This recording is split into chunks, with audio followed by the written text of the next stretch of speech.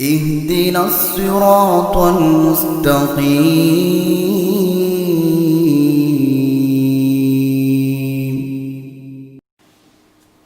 അൽഹംദുലില്ലാഹി റബ്ബിൽ ആലമീൻ. അസ്സലാത്തു വസ്സലാമു അലാ അഷ്റഫിൽ അംബിയാഇ വൽ മുർസലീൻ വഅലാ ആലിഹി വസഹ്ബിഹി അജ്മഈൻ. അമ്മാ ബഅദ്. പ്രിയമുള്ള സഹോദരന്മാരെ, സഹോദരികളെ, സൂറത്തുൽ ഫാത്തിഹയിലെ വചനങ്ങളിലൂടെയാണ് കടന്നു പോകുന്നത്. അൽഹംദുലില്ലാഹി റബ്ബിൽ ആലമീൻ, സർവസ്തുതിയും സർവ്വലോകരക്ഷിതാവായ അള്ളാഹുവിനാകുന്നു. നമ്മൾ കഴിഞ്ഞ തവണ വിശദീകരിച്ചിരുന്നു. അർ റഹ്മാനുർ റഹീം എന്ന് പറഞ്ഞാൽ അള്ളാഹുവിൻ്റെ ഉത്തമമായ രണ്ട് നാമങ്ങളാണ്, അഥവാ അള്ളാഹുവിൻ്റെ സിഫത്തുകളാണ്. അതായത് അള്ളാഹുവിൻ്റെ അനുഗ്രഹം, അള്ളാഹു പരമകാരുണികനും കരുണാനിധിയുമായവൻ എന്നാണ് അർ റഹ്മാനുർ റഹീം എന്ന് പറഞ്ഞതിൻ്റെ അർത്ഥം. അള്ളാഹുവിൻ്റെ കാരുണ്യം എല്ലാ വസ്തുക്കളിലും അത് വ്യാപകമായി നമുക്ക് കാണുവാൻ സാധിക്കും. ഈ ലോകത്ത് എല്ലാ വസ്തുക്കളിലും അള്ളാഹുവിൻ്റെ കാരുണ്യമുണ്ട്. അള്ളാഹു സുബ്ഹാനഹു വ തആലയുടെ കാരുണ്യമുള്ളത് കൊണ്ടാണ് നമ്മൾ യഥാർത്ഥത്തിൽ നമ്മൾ ചെയ്യുന്ന എല്ലാ നല്ല കാര്യങ്ങളും അനുഗ്രഹങ്ങളുമൊക്കെ അള്ളാഹിൻ്റെ കാരുണ്യത്തിൽപ്പെട്ടതാണ്. നമ്മൾ ഓടുന്നത്, നടക്കുന്നത്, നമ്മൾ ഇബാദത്ത് നിർവഹിക്കുന്നത്, നമ്മൾ നമസ്കരിക്കാൻ വേണ്ടി പള്ളിയിലേക്ക് പോകുന്നത്, നമ്മൾ നമസ്കരിക്കുന്നത്, നമ്മൾ ആഹാരം കഴിക്കുന്നത്, നമ്മൾ ഭാര്യയുമായി ബന്ധപ്പെടുന്നത്, നമ്മളെ മക്കളെ സ്നേഹിക്കുന്നത്, അങ്ങനെ നമ്മുടെ ജീവിതത്തിൽ നാം കാണുന്ന നമുക്ക് സന്തോഷമുണ്ടാക്കുന്ന മുഴുവൻ കാര്യങ്ങളും അള്ളാഹുവിൻ്റെ അനുഗ്രഹത്തിൻ്റെ ഭാഗമാണ്, അള്ളാഹുവിൻ്റെ റഹ്മത്തിൻ്റെ ഭാഗമാണ്. അള്ളാഹു സുബ്ഹാനഹു തആല അവനെ വഴിപ്പെട്ട ആളുകൾക്കും വഴിപ്പെടാത്ത ആളുകൾക്കും എല്ലാം റഹ്മത്ത് ചെയ്യുന്നവനാണ്. അതാണ് അർ റഹ്മാൻ എന്ന് പറഞ്ഞതിൻ്റെ അർത്ഥം. ഒരുപാട് അള്ളാഹുവിനെ ധിക്കരിക്കുന്ന, പടച്ചവനെ തന്നെ നിഷേധിക്കുന്ന നിരീശ്വരവാദികളോ അല്ലെങ്കിൽ യുക്തിവാദികളോ ആയ ആളുകൾക്ക് പോലും അവർക്ക് അന്നവും വെള്ളവും ശ്വസിക്കുവാനുള്ള വായുവും ജീവിക്കുവാനുള്ള വീടും ധരിക്കുവാനുള്ള വസ്ത്രവും അതുപോലെ തന്നെ എല്ലാ സൗകര്യങ്ങളും അള്ളാഹു സുബ്ഹാനഹു തആല ചെയ്തു കൊടുക്കുന്നു. പക്ഷേ അത് ഈ ദുനിയാവിൽ മതാഉൻ ഖലീലുൻ, വളരെ കുറഞ്ഞ ഈ ദുനിയാവിലെ ഒരു സുഖം മാത്രമാണത്. പക്ഷേ പരലോകത്ത് അവർക്ക് റഹ്മത്ത് ലഭിക്കുകയില്ല. എന്നാൽ റഹീം എന്ന് പറഞ്ഞാൽ അള്ളാഹു സുബ്ഹാനഹു തആല അവന് വഴിപ്പെട്ട് ജീവിച്ച അവൻ്റെ ഇബാദുകളായ അവന് ഇഷ്ടപ്പെട്ട അടിമകൾക്ക് അള്ളാഹു സുബ്ഹാനഹു തആല ഇഹത്തിലും നാളെ പരലോകത്തും അള്ളാഹു സുബ്ഹാനഹു തആല പ്രത്യേകം റഹ്മത്ത് ചെയ്യുന്നതാണ്.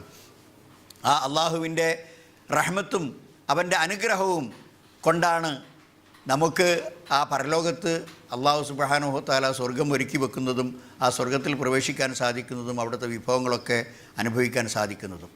അപ്പോൾ അള്ളാഹുവിൻ്റെ ആ മഹത്തായ റഹ്മത്തിനെ സൂചിപ്പിച്ചുകൊണ്ടാണ്, അതിനെ പ്രത്യേകം എടുത്തുകൊണ്ട്, ആ സിഫത്തിനെ എടുത്തുകൊണ്ട് നമ്മൾ പറയുന്നത് അർ റഹ്മാനുർ റഹീം. മാലികി യൗമിദ്ദീൻ, മുൽക്ക് എന്ന് പറഞ്ഞാൽ ഉടമസ്ഥാവകാശം എന്നാണ് അർത്ഥം. യൗമുദ്ദീൻ എന്ന് പറഞ്ഞാൽ പ്രതിഫലം നൽകുന്ന നാളിൻ്റെ ഉടമസ്ഥൻ. മാലികി യൗമിദ്ദീൻ, പ്രതിഫലം നൽകുന്ന നാളിൻ്റെ ഉടമസ്ഥൻ. ആ റബ്ബുൽ ആലമീൻ ആരാണ്? റബ്ബുൽ ആലമീൻ അർ റഹ്മാനുർ റഹീം മാലികി യൗമിദ്ദീൻ. കഴിഞ്ഞ ക്ലാസ്സിൽ ഞാൻ പറഞ്ഞിരുന്നു, ഇങ്ങനെ ഓരോ ആയത്തുകളും പറയുമ്പോൾ അള്ളാഹുവിൻ്റെ റെസ്പോൺസ്, പ്രതികരണം. അൽഹംദുലില്ലാഹി റബ്ബിൽ ആലമീൻ എന്ന് പറയുമ്പോൾ ഹമിദനി അബ്ദി, എൻ്റെ അടിമ എന്നെ സ്തുതിച്ചു. അർ റഹ്മാനുർ റഹീം എന്ന് പറയുമ്പോൾ അസ്ന അലയ്യ അബ്ദി, എൻ്റെ അടിമ എന്നെ പുകഴ്ത്തി. മാലികി യൗമിദ്ദീൻ എന്ന് പറയുമ്പോൾ മജ്ജദനി അബ്ദി, എൻ്റെ അടിമ എന്നെ പ്രത്യേകം എൻ്റെ പ്രതാപം പ്രത്യേകം എടുത്തു പറഞ്ഞു, എന്നെ പ്രതാപമുള്ളവനാക്കി എന്ന് അള്ളാഹു സുബ്ഹാനഹു തആല പറയുമെന്നാണ്. അപ്പോൾ ഇങ്ങനെയുള്ള ആ മാലികി യൗമിദ്ദീൻ എന്ന് പറയുന്നതിൽ നമ്മൾ മനസ്സിലാക്കേണ്ട കുറേ ആശയങ്ങളുണ്ട്. അതായത് പരലോകത്ത് പ്രതിഫലം നൽകുന്നവൻ അള്ളാഹു സുബ്ഹാനഹു തആലയാണ്. ആർക്കും അള്ളാഹുവിൻ്റെ ആ കാര്യത്തിൽ അവനെ സ്വാധീനിക്കുവാനുള്ള യാതൊരുവിധ അധികാരവുമില്ല. അള്ളാഹു സുബ്ഹാനഹു തആല ഈ ഭൂലോകത്ത് പല ആളുകളും പല രൂപത്തിലുള്ള തെറ്റായ വിദ്അത്തുകളിലേക്കും ശിർക്കിലേക്കും തോന്നിവാസത്തിലേക്കും പോകുന്നത് നമ്മൾ കാണുവാൻ സാധിക്കും. പല മഖബറുകളിലും ആളുകൾ ചെന്ന് അവിടെ മറമാടപ്പെട്ട ആളുകളോട് പ്രത്യേകമായി പ്രാർത്ഥിക്കുകയും അതുപോലെ നേർച്ച വഴിപാട് അർപ്പിക്കുകയും ചെയ്യും. അവരുടെ മനസ്സിലുള്ള വിശ്വാസം ഇതൊക്കെ അള്ളാഹുവിൻ്റെ അടുക്കൽ വളരെ ഇഷ്ടപ്പെട്ട ആളുകളാണ്. അവർ നമുക്ക് നമ്മുടെ ആവശ്യങ്ങൾ, ഈ ദുനിയാവിലെ ആവശ്യങ്ങൾ അവർ സാധിപ്പിച്ചു തരും. നാളെ പരലോകത്തെത്തിക്കഴിഞ്ഞാൽ അള്ളാഹുവിൻ്റെ അടുക്കൽ നമുക്ക് വേണ്ടി ശുപാർശ പറഞ്ഞ് അവർ നമ്മളെ അവിടെ രക്ഷപ്പെടുത്തി തരുമെന്നാണ്. പക്ഷേ അങ്ങനെയുള്ള ഒരു അധികാരവും അള്ളാഹു സുബ്ഹാനഹു വ തആല ആർക്കും കൊടുക്കുന്നില്ല. പിന്നെ മൻ യഷ്ഫ ഇൻദഹു ഇല്ലാ ബി ഇദ്നി, അള്ളാഹുവിൻ്റെ അടുക്കൽ അള്ളാഹുവിൻ്റെ അനുവാദമില്ലാതെ ആരാണ് ശുപാർശ ചെയ്യുവാനുള്ളത്? ശുപാർശ എന്ന് പറയുന്നത് അള്ളാഹുവിൻ്റെ അധികാരത്തിൽപ്പെട്ടൊരു സംഗതിയാണ്. അവൻ ഉദ്ദേശിക്കുന്നവരും അവൻ തൃപ്തിപ്പെട്ടവനുമല്ലാതെ ഒരാൾക്കും അള്ളാഹുവിൻ്റെ അടുക്കൽ ശുപാർശ പറയാൻ പറ്റില്ല. അപ്പോൾ ഇങ്ങനെ അള്ളാഹുവിന് ഒരുപാട് ശുപാർശക്കാരുണ്ടെന്നും അള്ളാഹുവിൻ്റെ അടുത്ത ബന്ധപ്പെട്ട ആളുകളാണെന്നുമുള്ള സങ്കല്പത്തിൽ അള്ളാഹു അല്ലാത്ത ആളുകൾക്ക് നേർച്ച വഴിപാടുകൾ അർപ്പിക്കുക, അവരെ വിളിച്ച് പ്രാർത്ഥിക്കുക, അവരോട് ഇസ്തിഗാസ നടത്തുക, ഇതൊക്കെ വൻ കുറ്റമാണ്, വൻ പാപമാണ്. അതുകൊണ്ട് മാലിക് യൗമിദ്ദീൻ എന്ന് പറയുമ്പോൾ പ്രതിഫലം നൽകുന്ന നാളിൻ്റെ ഉടമസ്ഥൻ എന്ന് പറയുമ്പോൾ പ്രതിഫലം അള്ളാഹുവിൻ്റെ അധികാരത്തിൽപ്പെട്ടതാണ്. ഇവിടെ മനുഷ്യർ ഒരുപാട് അധ്വാനിക്കുന്നു. ആ അധ്വാനിച്ചിട്ട് ഒരുപാട് ഗുണങ്ങൾ, ഒരുപാട് സൽക്കർമ്മങ്ങൾ മനുഷ്യൻ അമലു സാലിഹാത്ത് ഇവിടെ ചെയ്യുന്നു. പക്ഷേ അതിൻ്റെ ഒന്നും കൂലി ഈ ദുനിയാവിൽ നിന്ന് പൂർണ്ണമായും അവന് ലഭിക്കുകയില്ല. വ ഇന്നമാ കുല്ലു നഫ്സിൻ ദാഇഖത്തുൽ മൗത്ത് വ ഇന്നമാ തുവഫൗന ഉജൂറക്കും യൗമൽ ഖിയാമ വമൻ സുഹ്സിയ അനിൻ നാരി വഉദ്ഖിലൽ ജന്ന ഫഖദ് ഫാസ് വമൽ ഹയാത്തുദ് ദുനിയ ഇല്ലാ മതാഉൽ ഖുറൂർ. അതുകൊണ്ട് അല്ലാഹു സുബ്ഹാനഹു വ തആല പറയുന്നത്, നിങ്ങൾ എല്ലാ ആളുകളും മരണം ആസ്വദിക്കും, പക്ഷേ വതുവഫൗന ഉജൂറക്കും യൗമൽ ഖിയാമ, ഖിയാമത്ത് നാളിലാണ് നിങ്ങൾ പ്രവർത്തിച്ചതിൻ്റെ ഉജൂർ, പ്രതിഫലം നിങ്ങൾക്ക് പൂർണ്ണമായും ലഭിക്കുക. ആ പ്രതിഫലം നൽകുന്ന നാളിൽ അവിടെ മുതലാളിയാവട്ടെ, തൊഴിലാളിയാകട്ടെ, പണ്ഡിതനാകട്ടെ, പാമരനാകട്ടെ, എല്ലാവരും അള്ളാഹുവിൻ്റെ അനുഗ്രഹത്തിനും റഹ്മത്തിനും അവൻ്റെ കാരുണ്യത്തിനുമായി കെഞ്ചുന്ന ആളുകളായിരിക്കും. ഇവിടെ പല രൂപത്തിലുള്ള തട്ടുകളിൽ നമ്മൾ ആളുകളെ കാണാൻ സാധിക്കും. വലിയ ആളുകൾ കാണും, പണമുള്ള ആളുകൾ കാണും, പല ദർജയിലും അധികാരമുള്ള ആളുകൾ കാണും. പക്ഷേ പരലോകത്തെത്തിക്കഴിഞ്ഞാൽ കുല്ലു നഫ്സിൻ, എല്ലാ നഫ്സും, അഥവാ അമ്പിയാക്കന്മാർ അടങ്ങുന്ന ആളുകളടക്കം എല്ലാ ആളുകളും അവിടെ വെച്ച് എൻ്റെ നഫ്സ് എൻ്റെ നഫ്സ് എന്ന് പറഞ്ഞുകൊണ്ട് വിലപിക്കുന്ന കുല്ലു നഫ്സിൻ ആദമും വൽ അംബിയ, ആദമും അതുപോലെ തന്നെ മറ്റ് അമ്പിയാക്കന്മാരെല്ലാം നഫ്സി നഫ്സി നഫ്സി നഫ്സി നഫ്സിയ, എൻ്റെ നഫ്സ് എൻ്റെ നഫ്സ് എന്ന് പറഞ്ഞുകൊണ്ട് അവരെല്ലാവരും വിലപിക്കുന്ന സമയമാണ്. ആ കാര്യവും കഴിഞ്ഞ ക്ലാസ്സിൽ ഞാൻ സൂചിപ്പിച്ചിരുന്നു. അപ്പോൾ പ്രതിഫലം നൽകുന്ന ദിവസത്തിൻ്റെ ഉടമസ്ഥനായ അള്ളാഹുവിൻ്റെ കയ്യിലാണ് ആ ദിവസത്തെ മുഴുവൻ അധികാരവും. അവനാണ് യഥാർത്ഥ എല്ലാ മുലൂക്കിയത്തുള്ളതും. അതുകൊണ്ട് തന്നെ അള്ളാഹുവിനാണ് ഈ പ്രതിഫല ദിവസത്തിൻ്റെ ഉടമസ്ഥൻ എന്ന് പറയുമ്പോൾ കൽപ്പിക്കാനും കൽപ്പനകൾ പറയുവാനും വിരോധനങ്ങൾ നടത്താനും അടിമകളുടെ വിഷയത്തിൽ യഥാർത്ഥത്തിലുള്ള എല്ലാ തസറുഫാത്തുകളും എല്ലാ വിനിമയങ്ങളും നിർവഹിക്കാനുമൊക്കെയുള്ള പൂർണ്ണമായ അധികാരം അള്ളാഹുവിനുണ്ട്. വേറെ ഒരു സൃഷ്ടിക്കും ആ അധികാരമില്ല. അതാണ് മാലിക് യൗമുദ്ദീൻ, പ്രതിഫലം നൽകുന്ന ദിവസത്തിൻ്റെ ഉടമസ്ഥൻ.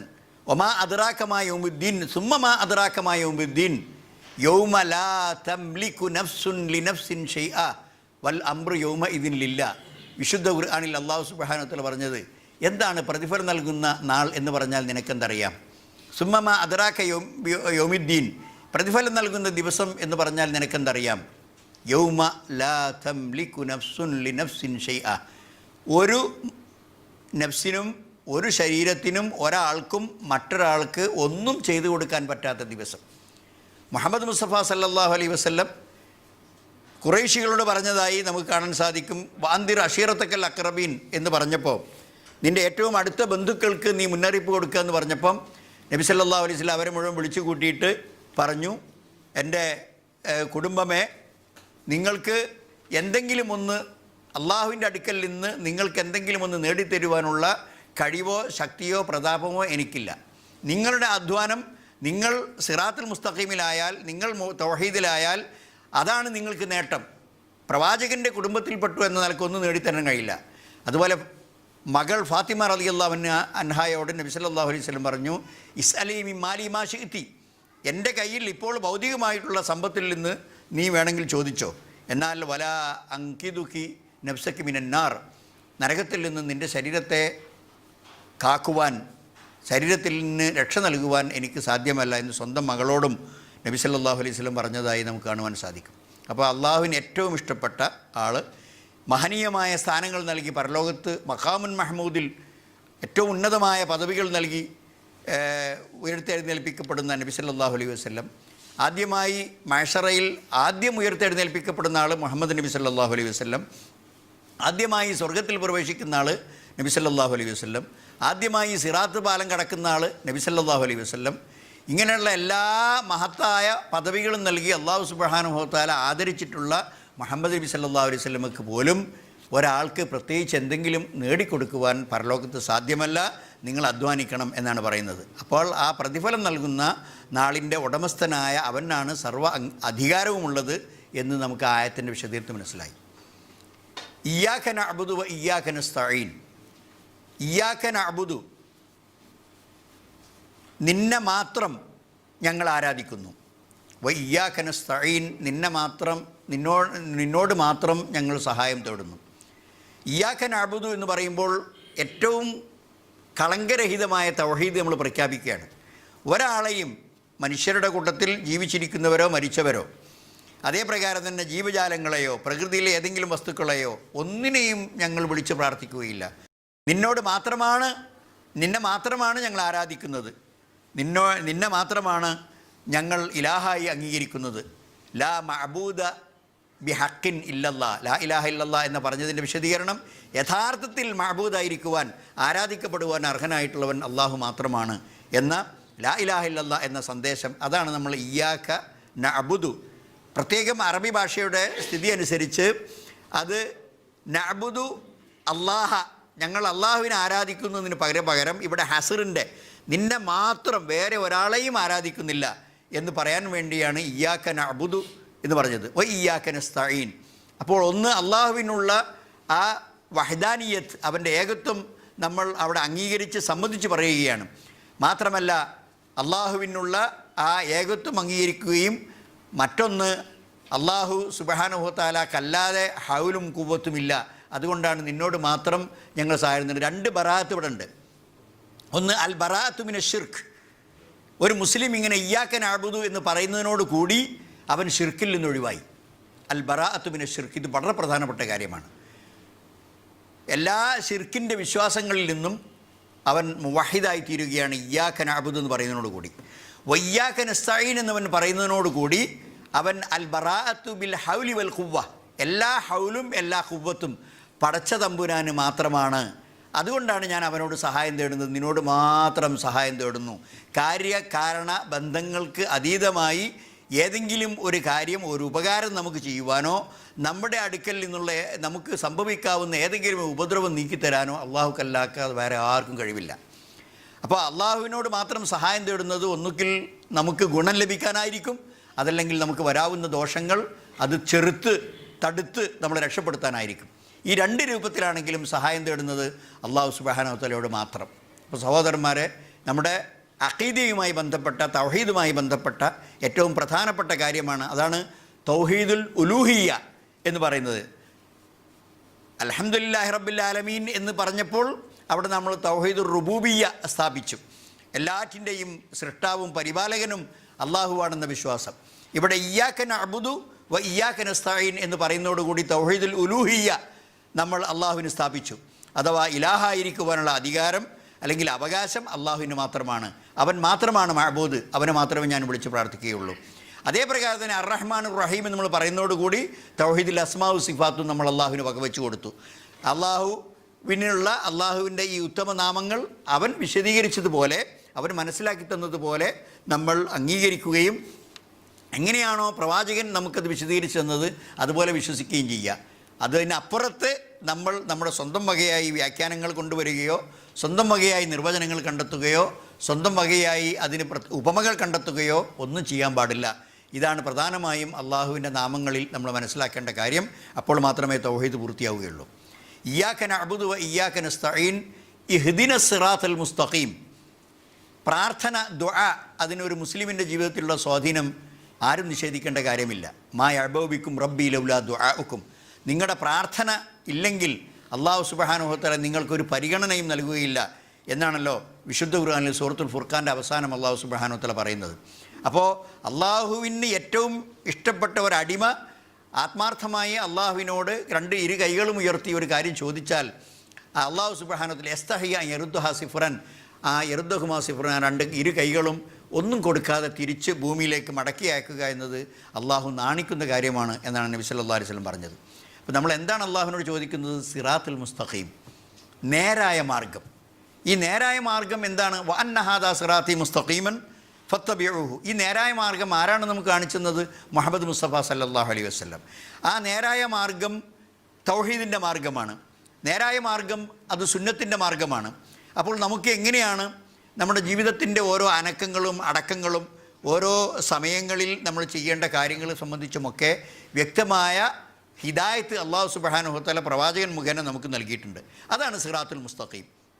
അതിൽ നിന്ന് തെന്നിപ്പോകാതിരിക്കാനും തെറ്റിപ്പോകാതിരിക്കാനും വേണ്ടി നമ്മൾ അള്ളാഹുവിനോട് പറയാണ്, ആ നേരായ മാർഗത്തിലേക്ക് എന്നെ ചേർത്തി തരണമേ, നീ ആ നേരായ മാർഗത്തിലായ ആളുകളുടെ കൂടെ ജീവിക്കുവാനുള്ള തൗഫീക്ക് എനിക്ക് നൽകണമേ, ഇഹ്ദിന സിറാത്തുൽ മുസ്തഖീം എന്ന് പറയുമ്പോൾ ആ ഹിദായത്ത് അള്ളാഹുവിനോട് ചോദിക്കുകയാണ്. കാരണം ഹിദായത്തിലേക്ക് നമ്മളെ എത്തിക്കുവാനുള്ള അധികാരം അള്ളാഹു സുബ്ഹാനഹു വ തആലക്ക് മാത്രമേ ഉള്ളൂ. നബി സല്ലല്ലാഹു അലൈഹി വസല്ലമക്ക് പോലും ഇഷ്ടപ്പെട്ട ആളുകളെ ഹിദായത്തിൽ കൊണ്ടുവരാൻ സാധ്യമല്ലെന്നാണ് ഖുർആൻ പറയുന്നത്. ഇന്നക ലാ തഹ്ദി മൻ അഹ്ബബ്ത വലാകിന്നല്ലാഹു യഹ്ദി മൻ യശാ.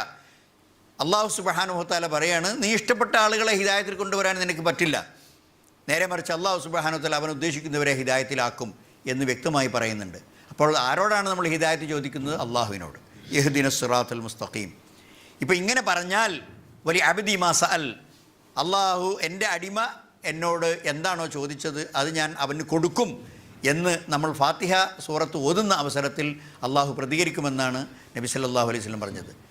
ആ സിറാത്തുൽ മുസ്തഖീം, ആ സിറാത്തുൽ മുസ്തഖീമിലേക്ക് ചേരാൻ വേണ്ടിയുള്ള, അതിൽ എത്തിപ്പെടാൻ വേണ്ടിയുള്ള ഒരുപാട് പ്രാർത്ഥനകൾ നബി സല്ലല്ലാഹു അലൈഹി വസല്ലം പ്രത്യേകിച്ച് രാത്രിയിൽ നമസ്കരിക്കുന്ന വേളയിൽ പറയുന്ന ഒരു പ്രാർത്ഥന ഇപ്രകാരം ഹദീസിൽ വന്നിട്ടുണ്ട്.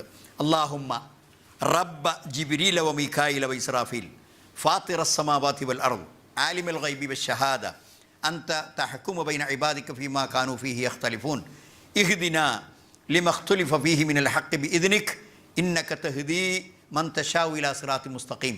ഇത് രാത്രിയിൽ നമസ്കരിക്കാൻ വേണ്ടി നബി സല്ലല്ലാഹു അലൈഹി വസല്ലം എഴുന്നേൽക്കുമ്പോൾ ആ രാത്രി നമസ്കാരത്തിൻ്റെ പ്രാരംഭ ദുആഉൽ ഇഫ്തിതാഹ് അല്ലെങ്കിൽ ദുആഉൽ ഇസ്തിഫ്താഹ്, അതിനെ നമസ്കാരം ആരംഭിക്കുന്ന സമയത്തുള്ള പ്രാർത്ഥന നബി സല്ലല്ലാഹു അലൈഹി വസല്ലം പറഞ്ഞതാണ്.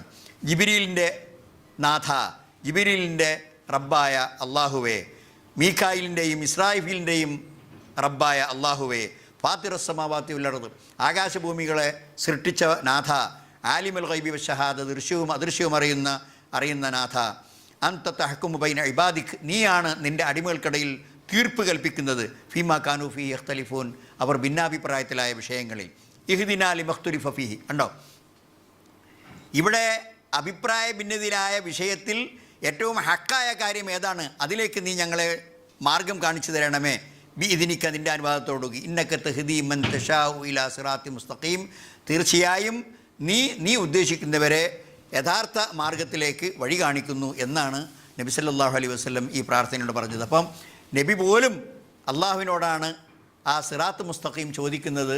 അപ്പോൾ പിന്നെ നമ്മുടെ കാര്യം എന്താണ് പറയാൻ? അപ്പോൾ ഏറ്റവും സുപ്രധാനമായൊരു ദുആ, അത് തന്നെ നിർബന്ധമായും ഒരിക്കലും ഒഴിവാക്കാൻ പറ്റാത്ത വിധം നമസ്കാരത്തിൽ നമ്മളെക്കൊണ്ട് അല്ലാഹു സുബ്ഹാനഹു വ തആല അത് ആവർത്തിച്ച് പ്രാർത്ഥിപ്പിക്കുകയാണ്. ഇഹ്ദിന സിറാത്തുൽ മുസ്തഖീം സിറാത്തല്ലദീന അൻഅംത അലൈഹിം, നീ അനുഗ്രഹിച്ചവരുടെ മാർഗം. അഥവാ അല്ലാഹു സുബ്ഹാനഹു വ തആല ഒരുപാട് നല്ല മനുഷ്യന്മാർക്ക്, അല്ലാഹു സുബ്ഹാനഹു വ തആല ഒരുപാട് നല്ല മനുഷ്യന്മാർ, വിശ്വാസത്തിലും കർമ്മത്തിലും എത്രയോ ഉന്നത പദവികളിലെത്തിയ മനുഷ്യന്മാരുണ്ട്. അതിലേറ്റവും പ്രധാനപ്പെട്ടവരാണ് അമ്പിയാക്കന്മാർ. അതേ പ്രകാരം തന്നെ അള്ളാഹുവിൻ്റെ മാർഗത്തിൽ യുദ്ധം ചെയ്ത് ജീവൻ നഷ്ടപ്പെട്ട ശുഹദാക്കളായ ആളുകൾ, പിന്നെ സൽക്കർമ്മങ്ങൾ അനുഷ്ഠിക്കുകയും അതിനായി പ്രത്യേകമായി മൊഴിഞ്ഞിരിക്കുകയും എല്ലാ സന്ദർഭങ്ങളിലും അള്ളാഹുവിനെ ദിക്ർ പറഞ്ഞുകൊണ്ടിരിക്കുകയും അള്ളാഹുവിനെ വാഴ്ത്തുകയും അള്ളാഹുവിന് വേണ്ടി ഇബാദത്ത് അനുഷ്ഠിക്കുകയും അള്ളാഹു നൽകിയ സമ്പത്തിൽ നിന്ന് ചെലവാക്കുകയും അങ്ങനെ മനുഷ്യരുടെ നന്മക്കായി പ്രവർത്തിക്കുകയും ചെയ്യുന്ന ഒരുപാട് ആളുകളുണ്ട്. ഒരുപക്ഷെ നമുക്കൊന്നും ഇന്ന ആളാണ് സാലിഹ് എന്ന് ചൂണ്ടിക്കാണിച്ചു കൊടുക്കാൻ കഴിയില്ല. പക്ഷേ അള്ളാഹുവിനെല്ലാം അറിയാം. അങ്ങനെയുള്ള സാലിഹ്യങ്ങളായ ആളുകൾ അവർ സാലിഹ്യങ്ങളായിരുന്നു എന്ന കാര്യം നമുക്ക് വ്യക്തമായി കാണുക പരലോകത്തെത്തിയാലാണ്. അവരൊക്കെ സ്വർഗത്തിലുണ്ടാകും. ഉന്നതമായ പദവികളിൽ ആദരിക്കപ്പെടുമ്പോൾ പടച്ചവനെ ഇത്രമാത്രം ഉന്നതമായ പദവികൾ ലഭിക്കത്തക്ക വിധം സൽക്കർമ്മകാരികളായിരുന്നല്ലോ ഇവർ എന്ന് അവിടെ ചെന്നാലാണ്, ആ സ്വർഗ്ഗഭൂമിയിൽ വെച്ച് നമ്മൾ കണ്ടുമുട്ടുമ്പോഴാണ് അവരെക്കുറിച്ച് നമുക്കറിയാൻ സാധിക്കുക. അങ്ങനെയുള്ള ഉലായിക മഅല്ലദീന അൻഅമല്ലാഹു അലൈഹിം മിനൻ നബിയ്യീന വസ്സുദ്ദീഖീന വശുഹദാഇ വസ്സാലിഹീന വഹസന ഉലായിക റഫീഖ എന്ന് വിശുദ്ധ ഖുർആനിൽ പ്രത്യേകം പറഞ്ഞിട്ടുണ്ട്. അതായത് അല്ലാഹു സുബ്ഹാനഹു വ തആല പ്രത്യേകമായി സ്ഥാനപദവികൾ നൽകിയിട്ടുള്ള അമ്പിയാക്കന്മാരും സാലിഹീങ്ങളും ശുഹദാക്കളും സുദ്ദീഖീങ്ങളുമായ ആളുകളുടെ കൂടെയായിരിക്കും അവർ.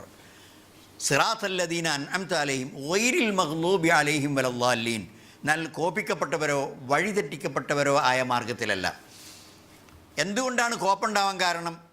അള്ളാഹു അവർക്കൊക്കെ എല്ലാ ഹക്കും പഠിപ്പിച്ചു കൊടുത്തു, അവരത് സമ്മതിക്കുകയും ചെയ്തു. അള്ളാഹു അവർ തമ്മിൽ മീസാക്ക് കരാറുണ്ടാക്കിയ കാര്യം, ആ കരാർ അവർ സമ്മതിച്ചു, എന്നിട്ട് അത് ലംഘിച്ചു എന്നാണ് ഖുർആൻ പറയേണ്ടത് ജൂതന്മാരെക്കുറിച്ച്. അതുകൊണ്ട് കാര്യം അറിയുകയും എന്നാൽ അത് പ്രവർത്തിക്കുന്നതിൽ നിന്ന് പിന്മാറുകയും ചെയ്ത ആളുകളായതുകൊണ്ടാണ് അവർ മഗ്ലൂബ്, കോപിക്കപ്പെട്ട ആളുകളായത് എന്ന് പണ്ഡിതന്മാരായ ആളുകൾ വിശദീകരിക്കുന്നു. എന്തുകൊണ്ടാണ് ജൂതന്മാർക്ക് കോപമുണ്ടായത്?